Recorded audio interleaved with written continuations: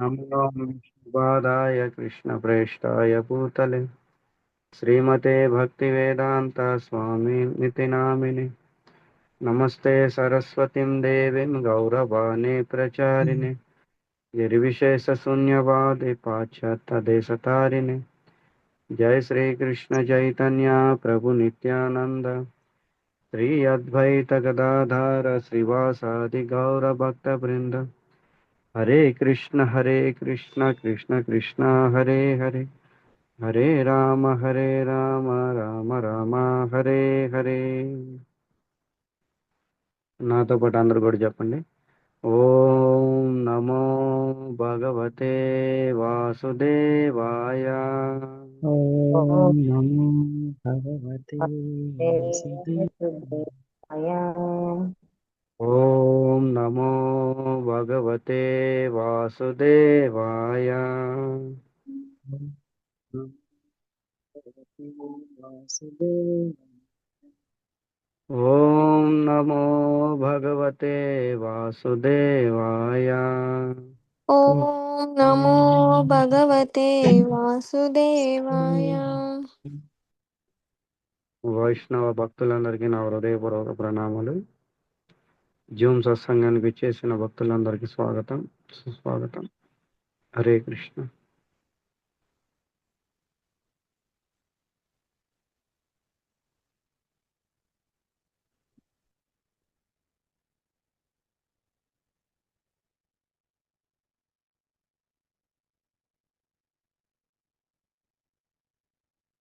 శ్రీమద్ భాగవతం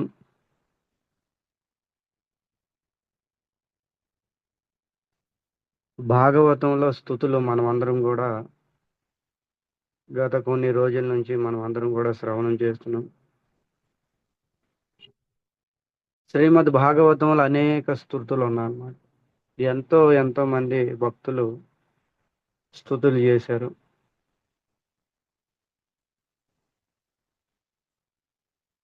అనేక స్తుతులు, అనేక స్తోత్రాలు భాగవతం నిండా ఉన్నాయన్నమాట. గత కొన్ని రోజుల నుంచి మనము ఎంతో మంది స్తుతులు చక్కగా మనం శ్రవణం చేసుకుంటూ వచ్చాము. ఇక ఈరోజు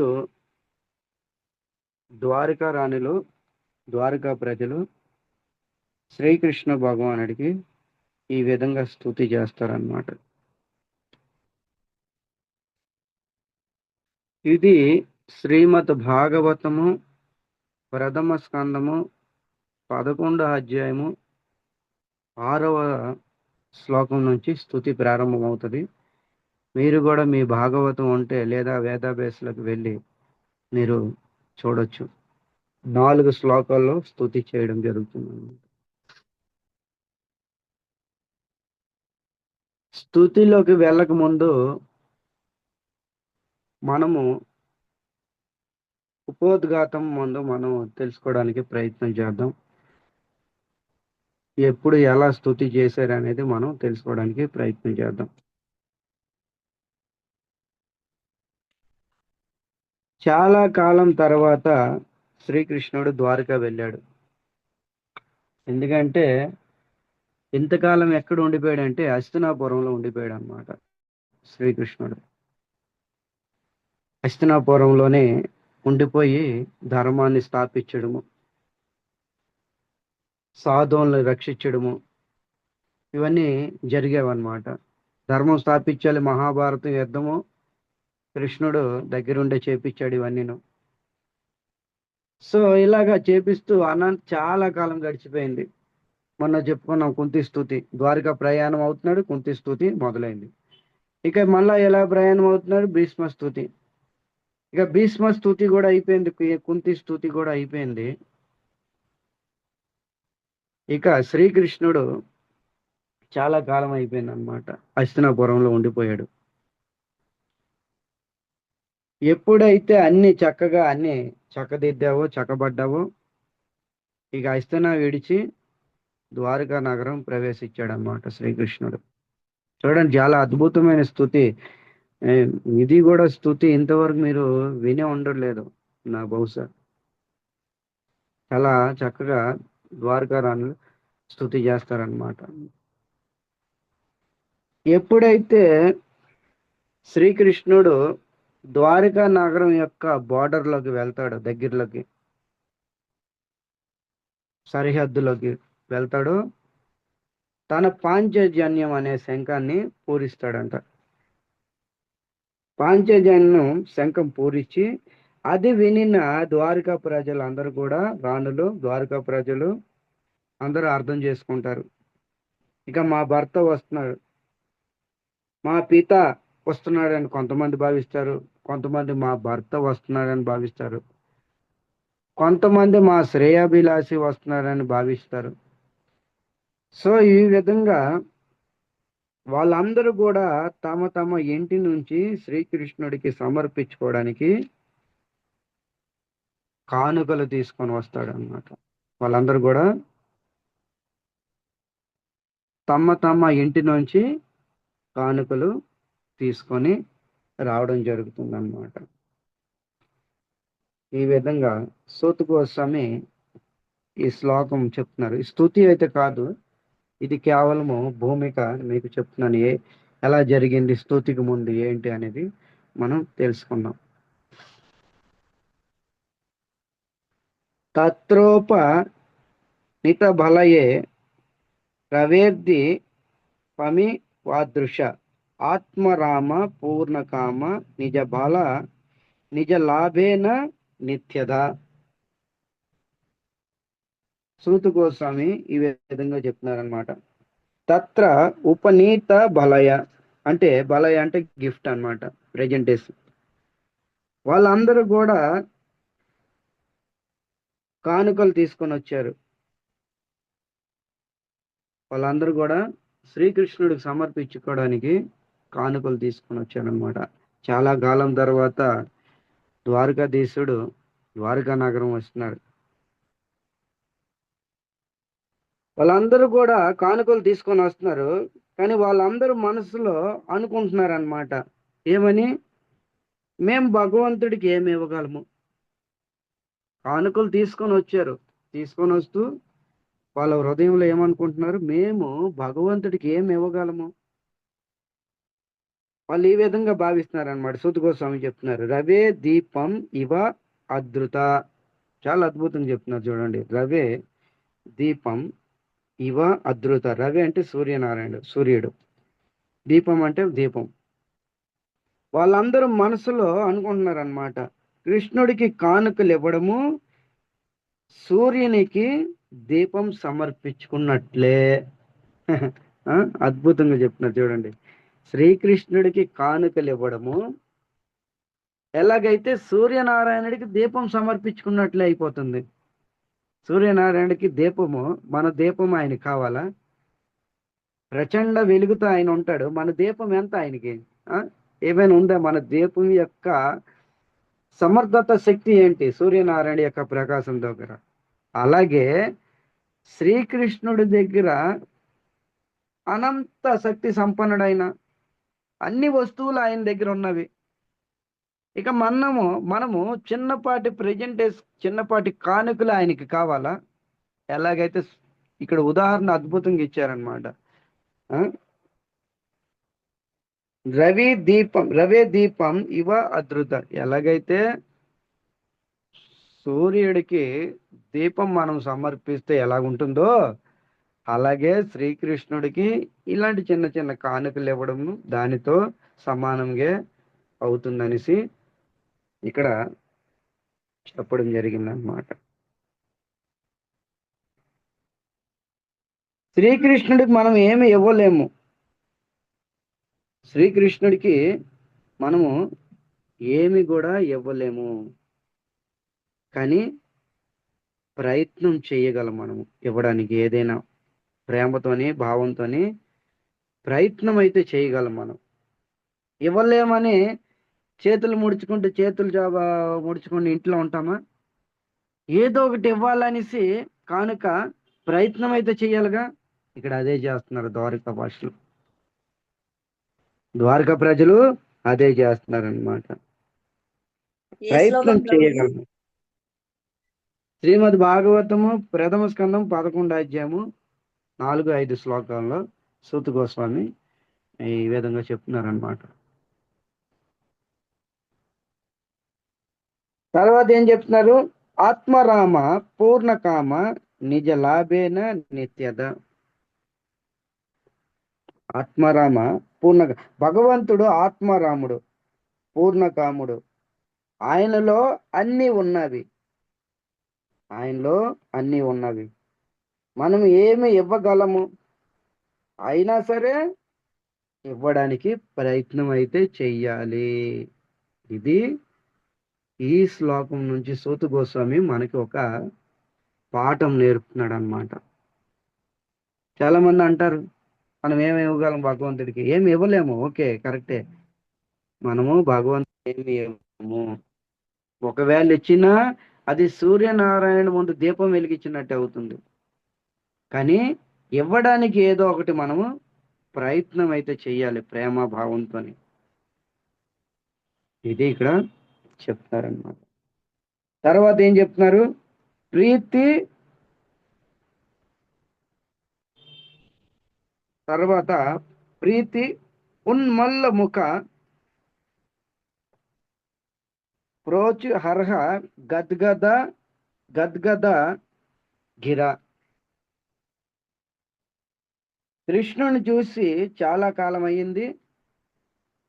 ఎప్పుడైతే భగవంతుణ్ణి చూశారో ద్వారకా రాణులు ప్రజలందరూ కూడా ఆనందంతో ముఖము వెలిగిపోతుంది. ప్రీతి ఉత్ముల్ల ముఖ. ప్రీతి అంటే ప్రేమతోని, ఉత్ముల్ల ముఖ ప్రేమతోని ముఖం వెలుగుతుందంట. ఎందుకంటే చాలా కాలం అయింది కదా. చాలా కాలం తర్వాత శ్రీకృష్ణుడు ద్వారకా నగరం వచ్చాడు. ఇది గమనించి ప్రీతి ఉన్ముల్ల ముఖము ఆనందంతో వెలుగుతుందంట. చూడండి, ప్రతి ఒక్కటి కూడా ఇందులో నేర్చుకోవాల్సింది మన సిద్ధాంతం ఇక్కడ ఉంది. ఎప్పుడైతే మన ఇంటికి ఎవరైతే అతిథి వస్తారో ముందు ఆనందంతో ముఖం వెలగాలి. మంది ఆనందంతో ముఖం వెలగాలి. మన ఇంటికి ఎవరైనా అతిథి వస్తారో ముందు మన ముఖం ఆనందంతో వెలుగు ఉండాలి. ఇవన్నీ మనకి శాస్త్రం నేర్పుతుంది అన్నమాట. చక్కగా ఆనందంతో మాట్లాడాలి, ఆనందంతో స్వాగతించాలి మన ఇంటికి వచ్చిన అతిథికి. గురువు అయినా, ఒక వైష్ణవుడైనా, ఒక భక్తుడైనా, ఒక వైష్ణవుడైనా, గురువు అయినా, వరిష్ఠ భక్తులైనా ఇంటికి ఎవరైనా అతిథిగా వస్తే ముందు మన ముఖము ఆనందంతో శోభిల్లాలంట. ఇది మనం నేర్చుకోవాలి. ఇక్కడ ద్వారకా రాణులు, ద్వారకా ప్రజలు ఆచరించి మనందరికి కూడా చెప్తున్నారన్నమాట. తర్వాత ప్రోచు హర్ష గద్గదాయ గిర. ఎప్పుడైతే కృష్ణుడితో చూశారో శ్రీకృష్ణుడితోని మాటలు ఆడాలి అనుకున్నారు, మాటలు ఆడుతున్నారు. అప్పుడు వాణి గద్గద అయిందంట. వాణి మాట్లాడుతున్నారు, కానీ ఎలా? వాణి గద్గదతోని. వాణి గద్గద అవుతుంది, రోమాంచితులు అవుతున్నారు. ఎవరిలో అయితే మాటలు ఆడినప్పుడు కానీ లేదా వాళ్ళని గుర్తుకు తెచ్చుకుని వాణి ఎప్పుడైతే గద్గద అవుతుందో, రోమాంచితులు అవుతారో, ఇప్పుడు మీరు అనుకోవాలి, మనం అనుకోవాలి కృష్ణ మీద వాళ్ళకి ప్రేమ అనురాగం ఉన్నట్లే. శ్రీకృష్ణుడి మీద ప్రేమ అనురాగం ఉన్నట్లే ఎప్పుడైతే ఈ యొక్క ఇండికేట్ మనకి వస్తుందో. ఇది గుర్తుంచుకోండి. ఒకవేళ రాలేదా, మనకి ప్రేమ అనురాగం లేనట్లే భగవంతుడి పట్ల. ఇక్కడ చెప్తున్నారనమాట. ప్రోచు హర్ష గద్గదాయ గిర. ఎవరిలో అయితే మాటలు ఆడినప్పుడు కానీ లేదా వాణి గద్గద అవుతుందో వారి మీద మీకు ప్రేమ అనురాగం ఉన్నట్లే. అది భగవంతుడవని లేదా భక్తులవని ఎవరైనా బయట వాళ్ళవని. ఇక బయట వాళ్ళ మీద ఆ ప్రేమ అనురాగం మనం పెట్టుకుంటాం, మరి భగవంతుడి మీద ఇంకెంత ఉండాలి చెప్పండి. సో ఈ విధంగా చెప్తున్నారు అనమాట. పితరం సర్వసు హృదం. ఎలాగైతే ఒక బాలకుడు తండ్రిని ఆహ్వానిస్తాడో ఆ విధంగా ద్వారకా వాసులు వీళ్ళందరినీ ఆహ్వానించి స్వాగతం పలికి స్తుతి చేయడం మొదలు పెట్టారు. ద్వారకా వాసులందరూ కూడాను. ద్వారకా వాసులు అంటే ద్వారకాలో ఉన్న ప్రజలు, తర్వాత ద్వారకా రాణులు. సో ఈ విధంగా మనం ఈ శ్లోకం నుంచి ముఖ్యంగా నేర్చుకోవాల్సినవి ఏంటంటే, మనం ఎవరినైతే ప్రేమిస్తామో వాళ్ళ పట్ల మాట్లాడేటప్పుడు ముందు వాణి గద్గద అవ్వాలి. ముఖ్యంగా భగవంతుడిని ప్రేమించినట్టుగా అయితే మనము వాణి గద్గద అవ్వాలి, రోమాంచిత అవ్వాలి. సో ఈ విధంగా లేదా మనం భగవంతుడిని ప్రేమించలేదు ఇంకా. తర్వాత మన ఇంటికి ఎవరైతే అతిథికి వస్తారో, గురువు గాని, ఒక వైష్ణవ బ్రాహ్మణుడు గాని, ఒక వరిష్ఠ సాధు సన్యాసి ఎవరైనా సరే, మన ముఖం ఎలా ఉండాలి? ప్రీతి ఉత్పల్ల ముఖ, ప్రీతితో ఆనందంతో శోభిల్లాలి. ముఖం ముడుచుకొని ఉండకూడదు ఎప్పుడు. ప్రభు మీరు రేపు వస్తానన్నారు కదా, ఈ రోజు వచ్చేసారేంటి, వచ్చారు, ఎంతసేపు ఉంటారు, ఎప్పుడు వెళ్తారు, ఇలాంటివన్నీ అనకంట, ప్రభు ఏదో ఒకటి రేపు వస్తానన్నారు, ఈ రోజు వచ్చారు, చాలా ఆనందం, చాలా సంతోషం, ఈ విధంగా భావించి వాళ్ళు సగౌరవంతో వాళ్ళకి గౌరవించాలి అని ఇక్కడ మనకి ద్వారకా రాణులు, ద్వారకా ప్రజలు ఈ శ్లోకంలో నేర్పుతున్నారు. ఈ విధంగా ఆహ్వానించి ద్వారకా రాణులు కూడా అందరూ కూడా స్తుతి చేయడం ప్రారంభించారు. స్తుతి ఇప్పుడు మనం పాడుకుందాం. శ్రీమద్ భాగవతము ప్రథమ స్కందము 11వ అధ్యాయము 6వ శ్లోకము మీకు స్క్రీన్ పెట్టాను, చూసుకోండి. శ్లోకం మీకు వచ్చిందా? అందరికి స్క్రీన్ మీద వచ్చిందా? వచ్చిందండి. వచ్చింది. సో ఇది ద్వారకా రాణుల స్తుతి. ఆ 4 శ్లోకాల్లో స్తుతి అన్నమాట. 6, 7, 8, 9 4 శ్లోకాల్లో ద్వారకా వాసులు, తర్వాత ద్వారకా రాణులు భార్యలు ఈ విధంగా స్తుతి చేస్తారు. మనం కూడా స్తుతి చేసి దాంట్లో ఉన్న అర్థము, పరమార్థము, భావము, భాష్యము మనం అందరం కూడా తెలుసుకోవడానికి ప్రయత్నం చేద్దాం. నతాస్మతేన సదాంగ్రి పంకజం విరంచ వైరంచ సురేంద్రవందితం పరాయణాక్షే మమిహేచ్యతాం పరాం నాయత్ర కాల ప్రభవేత ప్రభో నాయత్ర కాల ప్రభవే పరా ప్రభో.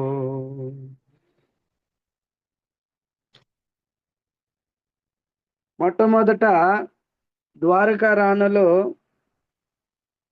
ఏముంది ఇక్కడ చెప్పండి? మొట్టమొదట శ్లోకంలోని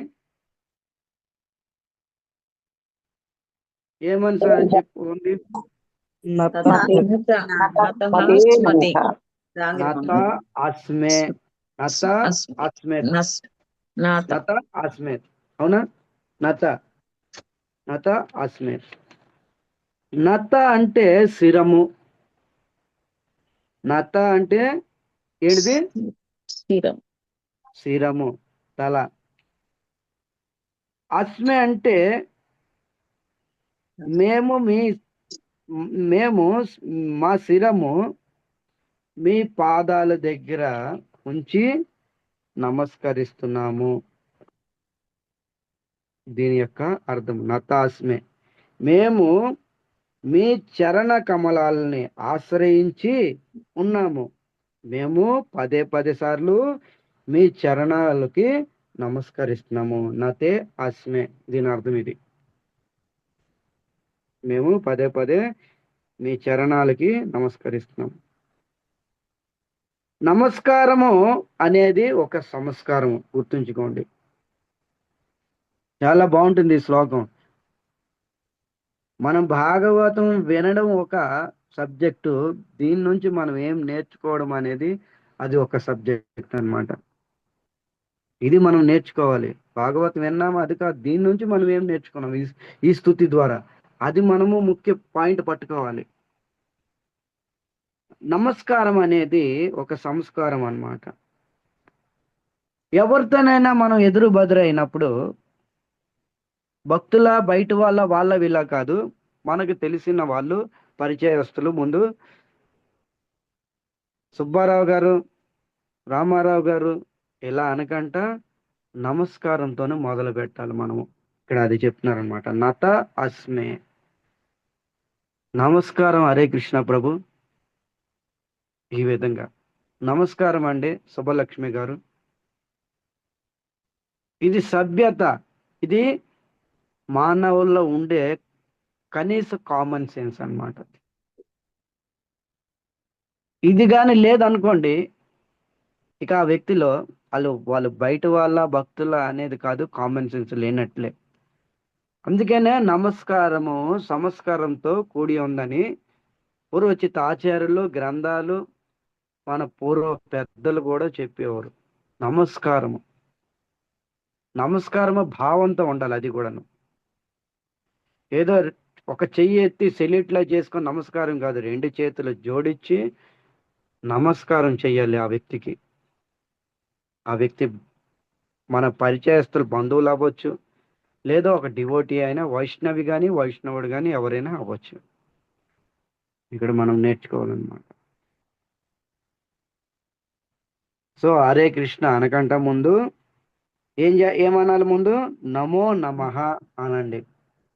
ద్వారకారాణులు మనకు చెప్తున్నారనమాట. నత అస్మే అంటే నమో నమః, నమనం చెయ్యాలి. హరే కృష్ణ అనుకొని వెళ్ళిపోతాం, హరే కృష్ణ ప్రభు అనుకొని వెళ్ళిపోతాం. హరే కృష్ణ అన్న మంచిదే, ఓకే, అక్కడ కృష్ణరామం, రాధారామం, బలరాముడు నామం అన్నీ వచ్చారన్న జరిగిపోయేవి. కానీ ముందు నమో నమః నమస్కారం పెట్టావా? ముందు నమస్కారంతో హరే కృష్ణ ప్రారంభించు, హరే కృష్ణ ప్రభు అనేది. అందుకనే నమస్కారం అనేది సంస్కారం అన్నమాట. మహానులు ఎప్పుడు వంగే ఉంటారు, గుర్తుంచుకోండి. ఒక మహాను వ్యక్తి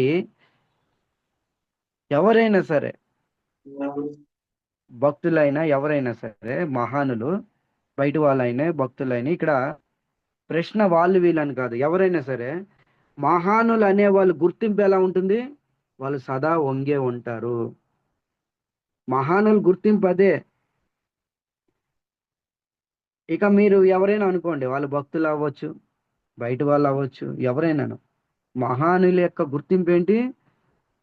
సదా ఎల్లప్పుడు కూడా వంగి ఉంటారు.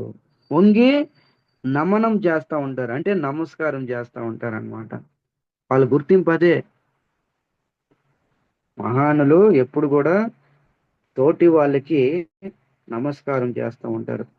ఎవరి హృదయం అయితే కృష్ణ ప్రేమతో నిండి ఉంటుందో వాళ్ళు ఎల్లప్పుడూ వంగి ఉంటారు. ఇది పాయింట్, గుర్తుంచుకోండి. ఎవరి హృదయం అయితే కృష్ణ ప్రేమతోని నిండిపోతుందో వాళ్ళే సదా ఎల్లప్పుడు కూడా, శరీరంతో కాదు సుమా, మనసు ద్వారా మనసు ద్వారా నమో నమః నమస్కారం చేయాలి. శరీరంతో మనం బెండ్ అవుతాము, కానీ లోపల మాత్రం బెండ్ అవ్వము హృదయం పూర్వకంగా. ఎవరు హృదయం అయితే కృష్ణ ప్రేమతో నిండి ఉంటుందో వాళ్ళే వంగిపోతారు. ఎలాగైతే మీకు ఉదాహరణ, నిండు కొండలోని నీళ్లు ఉంటే అది తొనకదు ఎప్పుడు కూడాను. అలాగే నిండు వృక్షం నిండా ఫలాలు ఉంటవి, అది నిటారంగా ఉంటుందా? అది వంగిపోతుంది అన్నమాట. ఎందుకు? దాని నిండా కూడా ఫలాలు ఉన్నవి. అలాగే మన హృదయం అంతా కూడా కృష్ణ ప్రేమ అనే ఫలము ఉంటే మనము ఆటోమేటిక్గా వంగిపోతాము. ఒకవేళ మనం బెండ్ అవ్వలేదా, వంగలేదా, వాళ్ళు భక్తులైనా అహంకార భావంతో ఉన్నట్లే. ఇంకా బయట వాళ్ళకి ఇంకా గుర్తింపు ఏమి చెప్పండి? భక్తుల్లోనే ఇంకా అహంకార భావన ఉంటే ఇంకా బయట వాళ్ళకి ఏం చెప్పాలి మనం? అందుకనే ప్రతి ఒక్కరు కూడా నమో నమన, నమో నమః, నమస్కారం అనేది సంస్కారం. ఈ నమస్కారం మీద మనం రోజంతా క్లాస్ చెప్పుకోవచ్చు. ఎంతో అర్థం ఉంది దీంట్లోని. ఇది సంస్కారము. ఇది భారత సంస్కృతి, భారతదేశం సంస్కారము. నమస్కారం. తెలిసిందే. అందుకనే ప్రతి ఒక్కరికి కూడా గౌరవంతోని, వినమ్రతతోని మనం ఎల్లప్పుడు కూడా నమస్కారం చేయాలి. మనలో ఏంటి తెలిసిన, సీనియర్ భక్తులు ఒకలా చూస్తాము, జూనియర్ భక్తులు ఒకలా చూస్తాము, సమభావంలో ఉన్న వాళ్ళకి ఒకలా చూస్తాము. ఆ? ఇది మన హృదయం నిండా ప్రేమ కదా, కృష్ణ ప్రేమ. ఆ? సీనియర్ భక్తులకు ఒక విధంగా నమస్కారము, జూనియర్ భక్తులకు ఒక విధంగా. మళ్ళా మనం చెప్పుకుంటాం సీనియర్ భక్తులు మనిషి. ఇదే మన భక్తి. భక్తి ఎప్పుడు హృదయంతో నిండిపోతుందో వాళ్ళు ఉంగిపోతారు. ఇది గుర్తుంచుకోండి. కృష్ణ ప్రేమ అనే భక్తి ఎప్పుడైతే హృదయం నిండా నిండిపోతుందో వాళ్ళు ప్రతి ఒక్కరి దగ్గర చిన్న వాళ్ళ, పెద్ద వాళ్ళ, సీనియర్ల వాళ్ళ, బయట వాళ్ళ అనే భేదభావం లేకుండా అందరూ వంగిపోతారు. వాళ్ళు సదా సదా ఎప్పుడు కూడా వంగిపోదే ఉంటారు. ఇక్కడ అందుకనే ద్వారకా ప్రజలు, ద్వారకా రాణులు అందరూ కూడా మొట్టమొదటి ఏం చెప్తున్నారు ఇక్కడ?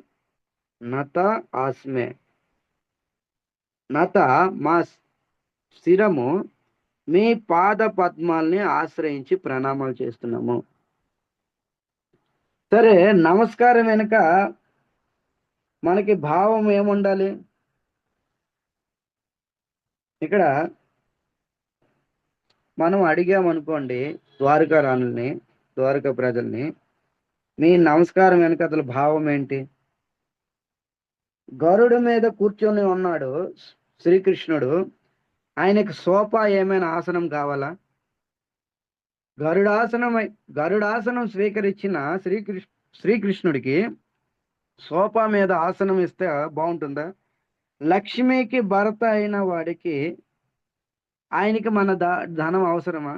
వైకుంఠానికి ఈశ్వరుడైన భగవంతుడు మనం ఏమి ఇవ్వగలము? మనము ఏది ఇచ్చినా చిన్నదే.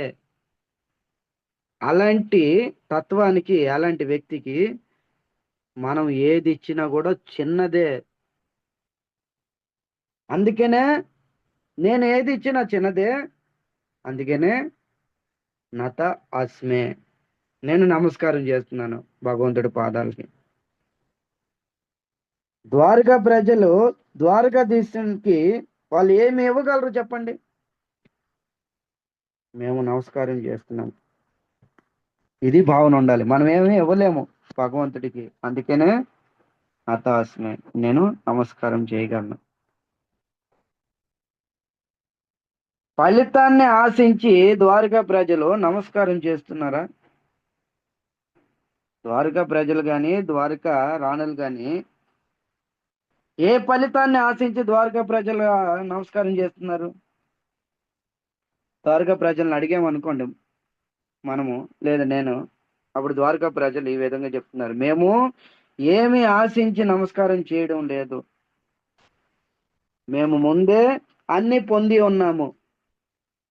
ఎందుకంటే ఆయన మా నాథుడు. ఉందా? నతాస్మే నాథ ఉందా శ్లోకంలో? నాథ కనిపించిందా? నాథ అనే శబ్దం ఉంది ప్రభు. ఉంది ప్రభు. ఉంది ప్రభు. నాథ, నాథ, నాథ. నాథ అంటే ప్రభు అన్నమాట, భర్త, భరిచేవాడు. నాథ అంటే ఏంటి? భరిచేవాడు, ప్రభు, భర్త. ఆయనే మా నాథుడు. మనం కూడా అంటూ ఉంటారు కదా ఇంట్లో స్త్రీలు, ఆయన మా నాథుడు అనేసి. అంటే మన ఇంటిని, మన కుటుంబాన్ని, మన వ్యవహారాన్ని అన్నీ కూడా ఆయన పోషకుడుగా నిలబడి ఉన్నాడు. ఆయనే నాథుడు. మరి అనంత కోటి బ్రహ్మాండాలకి పోషకగా నిలబడి ఉన్నవాడు ఆయన పరమనాథుడు. ఆయనే నాతుడికే నాతుడు అన్నమాట. అందుకని ఇక్కడ ద్వారకా రాసులు అంటున్నారు అనమాట, మేము ఏమి ఆశించకంట నమస్కారం చేస్తున్నాము.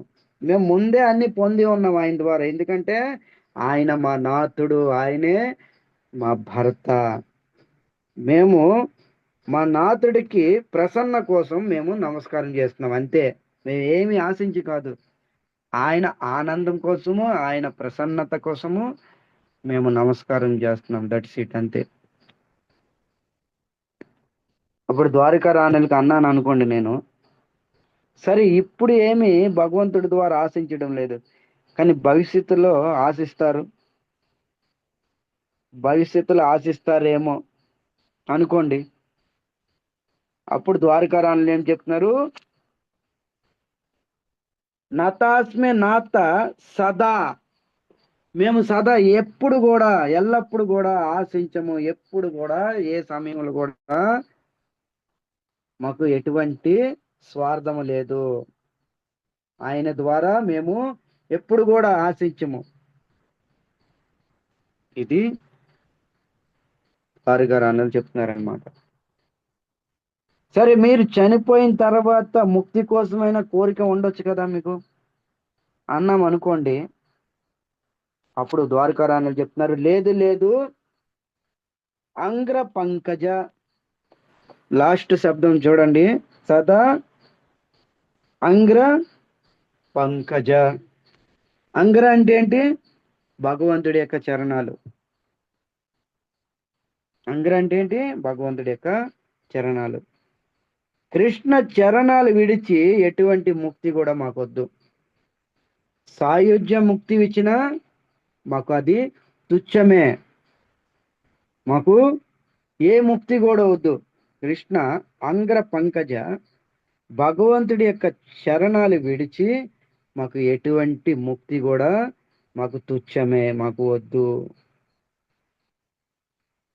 ఎల్లప్పుడూ మీ చరణాల దగ్గర పడి ఉండడమే ఇదే మా కోరిక. చూడండి ఎంత పెద్ద విషయం చెప్తున్నారు. నేర్చుకోవాలి మనం అందరం కూడాను. ద్వారకా ప్రజల దగ్గర కానీ, ద్వారకా రాణులు అందరు కలిసే ఇది స్తుతి. ద్వారకా ప్రజలైనా అనుకోండి, ద్వారకా రాణులైనా అనుకోండి, ఎంత పెద్ద విషయం చెప్తున్నారు చూడండి. ముక్తిని కూడా అనుకోండి ఇద్దామని, ముక్తిని కూడా తిరస్కరిస్తుంది. ఎందుకు? భగవంతుడు పాద పద్మాలని ఆశ్రయించేవాడు ముక్తి కూడా తుచ్చమే. ఏం కావాలి ముక్తి? ఎందుకు ఆ ముక్తి? ఎక్కడైతే ముక్తి దగ్గర భగవంతుడు పాద పద్మాలు ఉండవు, అలాంటి ముక్తి కూడా సాయుధ్య ముక్తి, సాలోక్య, సావిద్య, సారిష్టి, నా ద్రియమానానే గ్రీనంతి, ఇలాంటి ముక్తులు కూడా 4 రకాల ముక్తులు కూడా నాకు తుచ్చమే. భగవంతుడు చరణాల దగ్గర పడి ఉండడమే ఇదే మా కోరిక అని ద్వారకా రాణులు ఈ విధంగా చెప్తున్నారన్నమాట. సరే, మళ్ళా ఒక ప్రశ్న అడిగాం అనుకోండి ద్వారకా ప్రజలకి, బ్రహ్మలోకం వెళ్ళు, లేదా శివుడి దగ్గరికి వెళ్ళు, లేదా స్వర్గానికి వెళ్ళు అని మనం అన్నాం అనుకోండి. ఇక్కడ ఏం చెప్తున్నారు? వీరంచ వైరంచ సురేంద్ర వందిత. ఏం చెప్తున్నారు? వీరంచ. వీరంచ అంటే ఏంటి? ఎవరు వీరంచ అంటే? చెప్పండి. వీరంచ అంటే ఎవరు? కృష్ణుడు ప్రభు. వీరంచ అంటే బ్రహ్మ. ఎస్ ప్రభు. బ్రహ్మ ప్రభు. బ్రహ్మదేవుడు. వీరంచ అంటే బ్రహ్మదేవుడు. వీరంచ అంటే వీరంచ అంటే బ్రహ్మ. వైరంచ అంటే బ్రహ్మ యొక్క పుత్రుడు శివుడు లేదా సనత్ కుమారులు. అందుకనే విరంచ వైరంచ. విరంచ వైరంచ. చూడండి ఎంత అద్భుతంగా. ఇక్కడ మనం అన్నాం అనుకోండి, బ్రహ్మ దగ్గరికి వెళ్ళు, లేదా శివలోకానికి వెళ్ళు, లేదా స్వర్గానికి వెళ్ళు అన్నాం అనుకోండి. తర్వాత ద్వారకారాలు ఏం చెప్తున్నారు? విరంచ వైరంచ. బ్రహ్మ గాని, బ్రహ్మపుత్రుడైన శివుడు గాని, లేదా సనత్ కుమారులు గాని, లేదా సురేంద్ర వందితం. మాకు సురేంద్ర అంటే దేవేంద్రుడు అన్నమాట. దేవతలకి ఇంద్రుడు సురేంద్రుడు. సుర అంటే దేవతలు. దేవల దేవతలకు కూడా అగ్రజుడు సురేంద్ర. సురేంద్ర వందితం. మాకు మీ చరణాలు విడిచి ఏ లోకానికి కూడా మేము వెళ్ళము. మాకేం పని లేదు కూడా వెళ్ళడానికి. మీ చరణాంబుజ విడిచి, మీ పాద పద్మాలు విడిచి మేము ఏ లోకానికి కూడా వెళ్ళము. ఎందుకు అన్న అడిగామనుకోండి, ఎందుకు మీరు వెళ్ళాలనుకోవట్లేదు? ఎందుకంటే వాళ్ళు విరంచి వైరంచి సురేంద్ర వందితం వీళ్ళందరూ కూడా వాళ్ళ లోకాల్లో ఉండి మీ పాద పద్మాల యొక్క స్మరణ, మీ పాద అంగ్రజులు స్మరణ చేసుకుంటున్నారు, ధ్యానం చేస్తున్నారు. వాళ్ళు వాళ్ళు వాళ్ళ లోకాలు ఉండి మీ పాద పద్మాలు ధ్యానం చేసుకుంటున్నారు. ఇక నేను అక్కడికి వెళ్ళి ఎందుకు ధ్యానం చేయడం? ఇక్కడే ఉండి నేను ఎక్కడ ఉన్నానో అక్కడే ఉండి, నా ఇంటిలో, నా ఇల్లు వాకల్లో ఉండి మీ పాద పద్మాల యొక్క ధ్యానం చేస్తాను. అద్భుతమైన విషయం చెప్తున్నారు ద్వారకారాణులు. ఇది ఎప్పుడైనా దీనికోసం ఎప్పుడైనా చదివారు ఈ శ్లోకం? ఎప్పుడైనా ఎంత ప్రథమ స్కందము విడిచి మనం అనేక పరుగులు తీస్తూ ఉంటాం. దశమ స్కందం అది ఇది. ప్రథమ స్కందంలో అద్భుతమైన ఆ, ఆ, స్తుతులు, స్తోత్రాలు ఎన్నో ఉన్నామన్నమాట. ప్రథమ స్కందం నిండా చాలా అద్భుతమైనవి, మంచి కథలు, ఇతిహాసాలు ఇవన్నీ ఉన్నవి. ఇక్కడ చెప్తున్నారనమాట. ఏమని? విరంచ వైరంచ సురేంద్ర వందితం. మీ పాద పద్మాలు విడిచి ఏ లోకానికి వెళ్ళినా మేము వెళ్ళము. ఎందుకంటే వాళ్ళందరూ కూడా ఈ బ్రహ్మ, శివుడు, వీరి సనత్ కుమారులు, దేవరాజు ఇంద్రుడైనా వాళ్ళ స్థానాల్లో కూర్చొని నీ ధ్యానమే చేస్తున్నారు. భగవంతుడి యొక్క పాద పద్మాలు ధ్యానమే చేస్తున్నారు. అందుకనే నేను ఇక్కడే ఉండి భగవంతుడి యొక్క చరణాంబుజలు ధ్యానం చేస్తాను అనేసి అంటున్నారనమాట. సరే, ఇంకొక ప్రశ్న. సరే, నీకు ముక్తి వద్దా అడిగామనుకోండి. ఫస్ట్ ఏమో నమస్కారం దేనికి? గుర్తుంచుకోండి, ఇవన్నీ పాయింట్ రాసుకుంటున్నారు లేదా నాకైతే తెలియదు, కానీ రాసుకునే నోట్ చేసే మాతాజీ ఎవరైనా నోట్ చేసుకోండి. ఏమన్నారు ముందు? మేము నమస్కారం చేస్తున్నాం, నిస్వార్థంతోనే నమస్కారం చేస్తున్నాము. సరే, బ్రహ్మ దగ్గరికి వెళ్ళు, శివుడి దగ్గరికి వెళ్ళు, ఎక్కడికైనా వెళ్ళొచ్చు కదా, నీకు ముక్తిని కావాలా ఏదైనా అడిగా అనుకోండి, ఏమీ వద్దు, భగవంతుడి చరణాలు ఆశ్రయించి ఉన్నాము, మేము ఎక్కడికి వెళ్ళము అనేసి వాళ్ళు అంటున్నారు అనమాట. తర్వాత సరే, నీకు ముక్తి కూడా వద్దు అన్నావు కదా, భక్తి కోసం కానీ భక్తి కోసం కావాలి కదా. తర్వాత విఘ్నం రాకుండా ఉండడానికి కానీ, జ్ఞానం నశించకుండా ఉండడానికి కానీ, వీటి కోసం ఏదైనా సరే వరం కోరుకో. ఫస్ట్ నువ్వు అన్నావు కదా, నతోస్మి నతాస్మతే, నేను భగవంతుడికి నమస్కారం చేస్తున్నాను. నమస్కారం చేయడానికి కూడా ఆరోగ్యం కావాలి కదా, వంగడానికి కూడా బ్యాక్ బోన్ కరెక్ట్గా ఉండాలి కదా, ఆరోగ్యం బాగుంటే కదా నమస్కారం చేస్తాము. సో ఈ విధంగా అన్నాం అనుకోండి, భక్తి శుభ్రంగా ఉండడానికి కానీ, నీ ఆరోగ్యం కోసమైనా నువ్వు చేస్తున్న భక్తి నిర్విఘ్న సంపన్నం, అంటే ఎటువంటి విఘ్నం రాకుండా ఉండడానికి కానీ ఏదైనా కోరుకోవరం అన్నాం అనుకోండి. ఇప్పుడు ద్వారకా ప్రజలు ఏమంటున్నారు? మాకు ఏమీ వద్దు, ఎందుకంటే పరాయణం క్షేమ మిచ్చతం పరం. మేము ఏ చరణాలైతే ఆశ్రయించి ఉన్నామో ఆ చరణాలే ఈ సంసారంలో ఉన్న భక్తులందరికి కూడా మంగళం చేకూరుస్తాయి. మేము వేరేగా ఏమీ ఆశించిన అవసరం లేదు. ఏ చరణాలైతే మేము ఆశ్రయించి ఉన్నామో ఆ చరణాలు ఈ సంసారంలో ఉన్న జీవులందరికి కూడా, ముఖ్యంగా భక్తులందరికీ ఏంటిది? అభయ ప్రదాత కలిగించేవి, తర్వాత మంగళం చేకూర్చేవి. అందుకనే మాకేమీ అవసరం లే. భగవంతుడి శరణాగతి అయిన వాళ్ళకి, భగవంతుడి యొక్క శరణాగతి పొందిన వాళ్ళకి ఇక ఇవన్నీ మనము ఆలోచించే అవసరం లే. నా ఆయువు ఉంటుందా, నా ఆయుష్ ఉంటుందా, నాకు రోగం వస్తుందా, నా భక్తి ఏ విధంగా అవుతుంది, ఇవన్నీ ఆలోచిస్తలే. భగవంతుడికి పూర్తిగా పూర్ణ భావంతోని, ఆ మీరు కానీ నేను కానీ ఎవరైనా పూర్ణ భావంతోని సంపూర్ణ భావంతో శరణాగతి అయ్యామా, మొత్తం బాధ్యత అంతా మన బాధ్యత అంతా ఆయన స్వీకరిస్తాడు. ఇక్కడ మనకు నేర్చుకోవచ్చు. ఇది పాయింట్.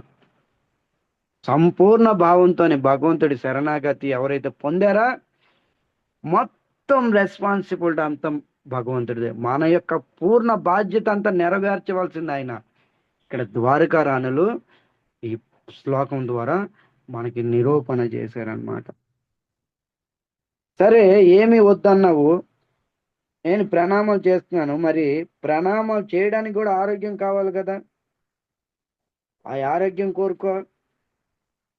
అప్పుడు ద్వారకా ప్రజలు అంటున్నారనమాట, మాకు ఇది కూడా వద్దు, ఎందుకంటే నా యత్ర కాల ప్రభవే. అంతిమ శ్లోకం లైన్లు అన్నమాట. అంతిమ లైన్ ఏం చెప్తున్నారు, నా యత్ర కాల ప్రభవే పరం ప్రభో. అద్భుతంగా చెప్తున్నారు. భగవంతుడి శరణాలు దగ్గర కాల ప్రభావము ఉండదు. ఎవరైతే భగవంతుడి శరణాగతి పొందారో వాళ్ళు కూడా కాల ప్రభావంలో చిక్కుకొని ఉండరు. గుర్తుంచుకోండి రెండు విషయాలు. భగవంతుడి పాద పద్మాలకి కాల ప్రభావం ఉండదు. అలాంటి పాద పద్మాలని ఆశ్రయించిన వాళ్ళు కూడా కాల ప్రభావంలో చిక్కుకొని ఉండరు. కాల ప్రభావం ఉండదు అనమాట. అందుకని ఇక్కడ దీని యొక్క సారం ఏంటి, భగవంతుడి యొక్క సంపూర్ణ భావంతోని సంపూర్ణ ప్రేమ అనురాగంతోని ఒకే ఒక కార్యం చేయాలి. ఏంటిది? శరణాగతి పొందడమే. ఆయన సంపూర్ణ శరణాగతి పొందడమే. ఈ శరణాగతి పొందడము మన బాధ్యత అంతా కూడా ఆయన స్వీకరిస్తాడు. ఎందుకంటే భగవంతుడు కాలానికే ప్రభువు. ఇక్కడ లాస్ట్ లో చెప్తున్నారనమాట, నా యత్ర కాల ప్రభవే పరం ప్రభో. కాలానికే ప్రభు అయినప్పుడు ఇక మనకెందుకు దిగులు? కానీ మనము దిగులు పడుతూ ఉంటాము. ఎందుకంటే దిగులు సంపూర్ణ శరణాగతి లేదు మనలోని. ఏదో వెళ్తాము మందిరానికి, సండే సాటర్డే వెళ్తాము, ఏదో జపం చేస్తున్నాము, ఏదో క్లాసులు వినేస్తున్నాము, ఆ భావన అనేది లేదు మనలోని. అందుకనే ప్రతి మూమెంట్ కూడా ప్రతి దీనికి కూడా జడుస్తున్నాము. లేదా వరం ఎవరైనా వరం ఇవ్వడానికి ఉంటే భగవంతుడు వెంటనే స్వీకరిస్తాము. తర్వాత మనం భక్తులు ముఖ్యంగా ఏంటంటే వైకుంఠానికి వెళ్ళిపోవాలి, నేను వైకుంఠానికి వెళ్ళిపోవాలి, నేను వెళ్ళిపోతాను వైకుంఠం, ఇది ఆశిస్తారనమాట. సో ద్వారకా రాణుల నుంచి, ద్వారకా ప్రజల నుంచి మనము ఈ శ్లోకం ద్వారా ఏం నేర్చుకోవాలో చక్కగా మనకి ఈ శ్లోకంలో అర్థమయ్యేటట్టుగా మనందరికీ కూడా చెప్పడం జరిగిందనమాట. ఇది భావన ఈ విధంగా ఉండాలి, మన భావన ఈ విధంగా ఉండాలనేసి ఈ శ్లోకం ద్వారా నిరూపణ జరిగిందనమాట. ఓకే, సో నెక్స్ట్ శ్లోకము రేపు మళ్ళా చెప్పుకోవడానికి ప్రయత్నం చేద్దాము. ఇంతవరకు నేను ఆపేస్తున్నాను. రేపు 4 శ్లోకాల స్తుతి చేస్తారనమాట, గుర్తుంచుకోండి. 6, 7, 8, 9. రేపు మీరు వచ్చేటప్పుడు ఈ 4 శ్లోకాలు మళ్ళా రిపీటెడ్ చదవండి, మీకు కూడా అర్థమవుతుంది. చదివినంత మాత్రం అర్థమవుతుంది, వినిన తర్వాత చదివితే ఇంకా అర్థమవుతుంది. అందుకని వినాలి, చదవాలి. కేవలం వినడంతోనే కాదు, చదవాలి. కేవలం చదవడంతో కాదు, పదే సార్లు వినాలి. ఈ ఒకసారి క్లాస్ అయింది చెప్పాను, మీకు అర్థమవుతుంది, అర్థం అవ్వదు. దీన్ని రిపీటెడ్గా 10 సార్లు వినడానికి ప్రయత్నం చేయండి. అప్పుడే మీకు అర్థమవుతుంది ఈ శ్లోకం యొక్క మర్మ రహస్యము. ఒకసారి అర్థమవుదు, నేను ఎన్నో 100 సార్లు ఇవన్నీ ప్రయత్నం చేసే అప్పుడే మాకు అర్థమవుతూ ఉంటాయి. ఇవన్నీ మాత్రం అర్థమవ్వు, అంత తేలిక అర్థమవ్వు. అందుకని అందరు కూడా సో ఈ విధంగా ప్రాసెస్ మీరు చేయండి, అప్పుడే మనము అర్థమవుతుంది. అర్థమవుతే కదా హృదయంలో ప్రేమ అనేది చిగురిస్తుంది. ఇక అర్థమే అవ్వకపోతే మనము ఏంటి నతోస్మి, నేను భగవంతుడి నమస్కారం చేయలేము. నమస్కారం యొక్క పరమార్థం కూడా మనకు తెలియదు. సో అందరు కూడా 10 సార్లు వినడానికి ప్రయత్నం చేయండి. ఇంతవరకు సెలవు. హరే కృష్ణ. ఇంకా ఎవరైనా ఏమైనా